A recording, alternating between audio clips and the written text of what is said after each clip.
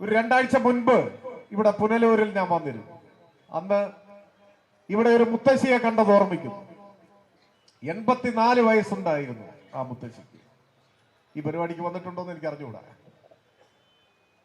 കാണാൻ പോയത് ഈ പ്രായത്തിലും ദേശാഭിമാനി പത്രം വായിക്കുന്നു എന്ന് മാത്രമല്ല, ദേശാഭിമാനിയുടെ തുടക്കം മുതൽ അതിന്റെ വായനക്കാരിയാണ്.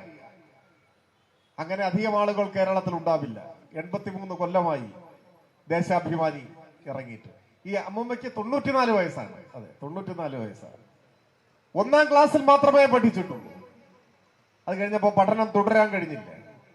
പക്ഷെ അന്ന് പഠിച്ച അക്ഷരങ്ങൾ മനസ്സിൽ നിന്ന് മാഞ്ഞു പോയിട്ടില്ല. എല്ലാ ദിവസവും പത്രം വായിക്കും.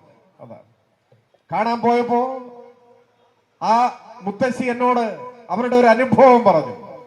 മുൻപ് തെരഞ്ഞെടുപ്പ് കാലത്ത് എതിരാളികൾ കാശ് കയ്യിൽ വെച്ച് കൊടുത്തിട്ടുണ്ട് വോട്ടിനു വേണ്ടി. അപ്പൊ ആ മുത്തശ്ശി പറഞ്ഞു അത്രേ, പവൻ തരാമെന്ന് പറഞ്ഞാലും അരിവാളിനല്ലാതെ വോട്ട് ചെയ്യുന്ന പ്രശ്നമേ ഇല്ല എന്ന് പറഞ്ഞ ആ പൈസ തിരിച്ചു കൊടുത്തു എന്നാണ് പറഞ്ഞത്.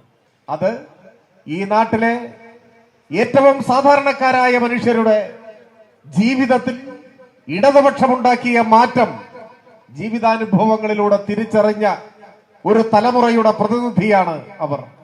അവസരവാദത്തിന്റെ ആൾരൂപങ്ങൾക്കെതിരെ ഇത്തരത്തിൽ ജീവൻ പോയാലും വേണ്ടില്ല, നാടിന്റെയും ജനങ്ങളുടെയും രക്ഷയ്ക്ക് വേണ്ടി പ്രതിജ്ഞാബദ്ധതയോടെ ഈ കാലമത്രയും പ്രവർത്തിച്ചത് ഇടതുപക്ഷമാണ് എന്ന് തിരിച്ചറിയുന്ന ഒരു തലമുറയുടെ പ്രതിനിധിയുടെ വാക്കുകളാണ്.